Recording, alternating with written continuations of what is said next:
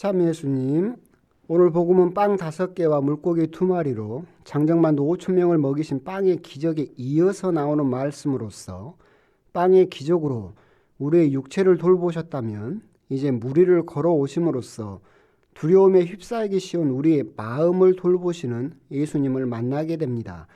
높은 산들로 둘러싸인 갈릴리 호수는 갑작스런 돌풍이 부는 경우가 많다고 합니다. 어부들인 제자들도 이 돌풍 때문에 앞으로 나아가지 못하고 힘들어하며 두려움에 쌓여 있을 때 예수님께서 무리를 걸어 찾아오십니다. 예수님도 마음이 다급하셨나 봅니다. 제자들의 위기를 아시고 얼마나 급하셨으면 무리를 걸어서 한 걸음에 달려오셨습니다. 그런 예수님을 보고 제자들은 또 다른 두려움에 사로잡혀 버리고 그 제자들을 향해 따뜻하고 온화한 목소리로 나다 두려워하지 마라 라는 위로의 말씀을 건네시는 예수님을 만날 수 있습니다.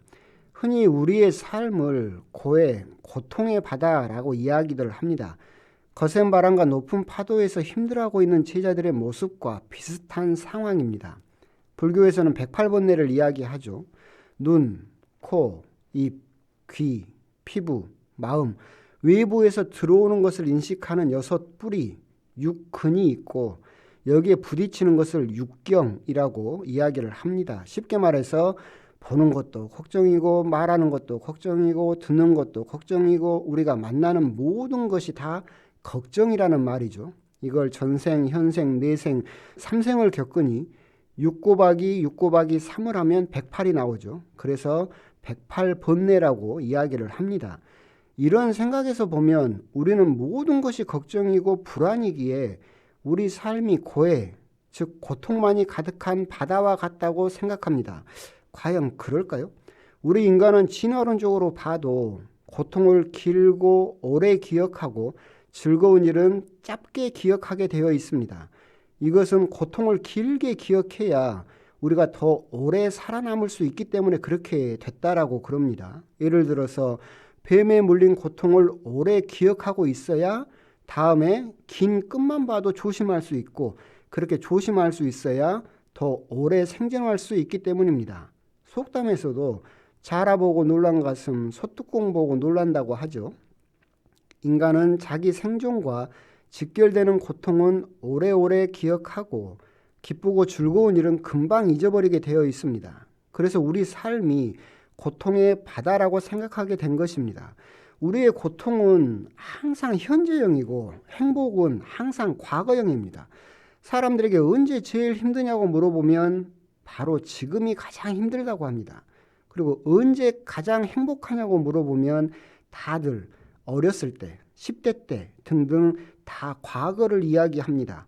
고통은 항상 실시간이고 항상 지금이 제일 힘들고 행복은 항상 10년 전, 20년 전 기억도 희미한 그때 그 시절이 제일 좋았다고 이야기합니다. 그런데 과연 우리의 삶이 그렇게 고통과 슬픔과 괴로움만으로 매일매일 가득 찬 삶이었을까요? 과연 우리 삶에 기쁘고 행복한 기억은 없었을까요? 생각해 보면 고통의 바다와 같은 그 풍랑 속에서도 내 옆으로 다가와 준 사람이 있었고 따뜻하게 미소를 지어준 사람도 있었고 조심스럽게 내 손을 잡아준 사람도 있었습니다. 오늘 복음처럼 풍랑에 힘들어하는 제자들 옆으로 무리를 걸어서라도 급하게 다가와 주신 예수님도 계셨습니다. 우리가 지금 불안하고 두려운 이유가 이것입니다. 나에게 고통을 주는 거센 바람과 높은 파도만을 바라보면서 내 옆으로 다가오신 예수님을 보지 못하게 되고 그러면 인생은 그저 고통의 바다일 뿐입니다. 임마누엘, 하느님께서 너와 함께 계신다. 예수님께서 나의 옆으로 다가오셨습니다. 나다, 두려워하지 마라. 파도만 바라보고 두려움에 휩싸여 있지 말고 눈을 돌려서 내 옆으로 다가오신 예수님을 바라볼 수 있어야 합니다. 예수님을 바라볼 수 있을 때 우리 삶 모든 것이 그저 고통의 바다라는 두려움에서 벗어날 수 있게 되고 고통만으로 가득 찬 하루하루가 아니라 그 안에 작아서 잘 잊어버린다 해도 나에게 희망을 주는 사람들과 기쁨을 주는 일들이 나와 함께 하고 있다는 것을 발견할 수 있을 것입니다. 신자 여러분, 삶은 쉽지 않습니다. 매일매일이 힘들고 정말 고통의 바다 속에서 풍랑으로 시달리는 삶입니다. 하지만 무리를 걸어서라도 내 옆으로 오시려고 하시는 예수님께 시선을 돌려보십시오. 그러면 작지만 소중한 희망을 찾을 수 있고 희미한 미소라도 떠올릴 수 있고 고통의 바다라는 생각에서 벗어날 수 있을 것입니다. 하느님께서는 결코 우리를 혼자 버려두지 않으십니다. 아멘.